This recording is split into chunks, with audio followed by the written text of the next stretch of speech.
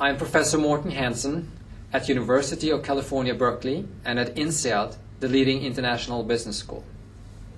Thank you for downloading this videocast, which covers the material from my book, Collaboration.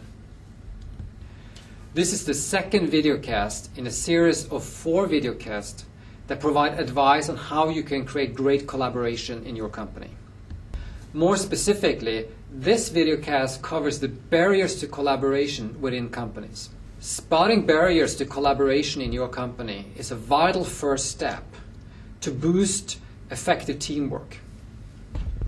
To examine how the barriers can prevent effective collaboration, let's take a look at the failure of the US intelligence prior to the terrorist attack on 9/11/2001.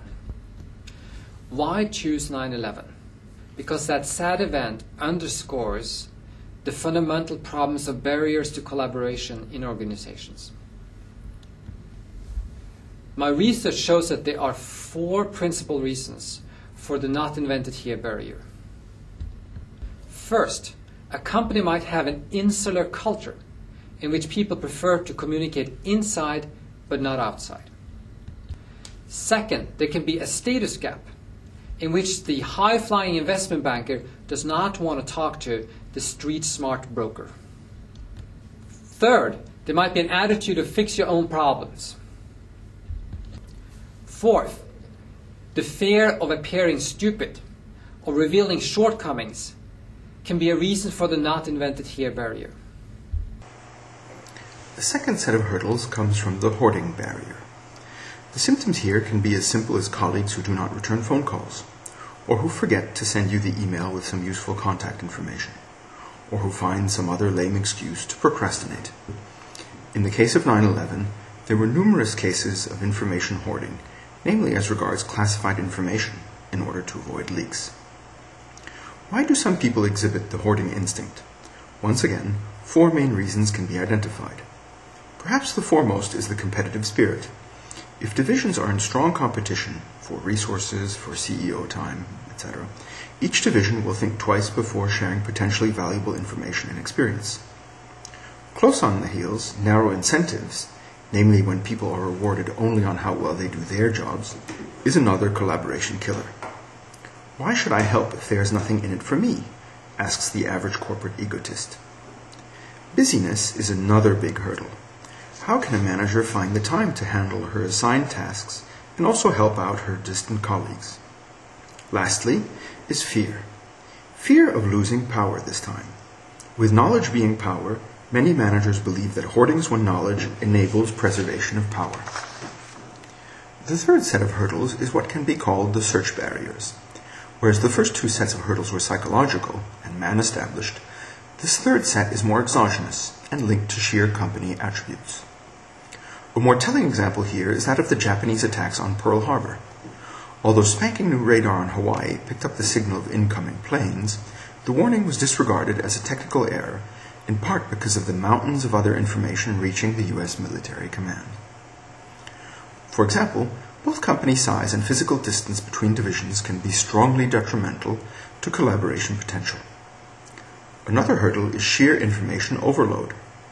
A fourth hurdle is the poverty of networks within a company. All 4 of these hurdles have to do with the difficulty in finding the proper collaborative key to unlock a problem, and are more specific to large companies than to small ones. The final set of collaboration barriers are transfer barriers.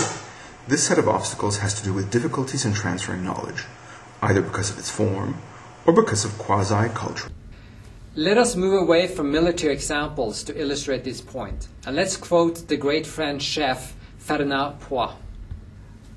What is béarnaise sauce? An egg yolk, some shallots, tarragon. But believe me, it requires years of practice before the results are perfect. What the chef is telling us is how difficult it is to share tacit knowledge.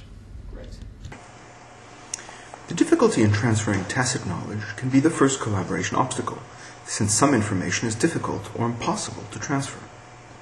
Another difficulty can arise from the lack of a common frame, or a method of collaborating because of cultural differences. Lastly, Weak ties can be an obstacle.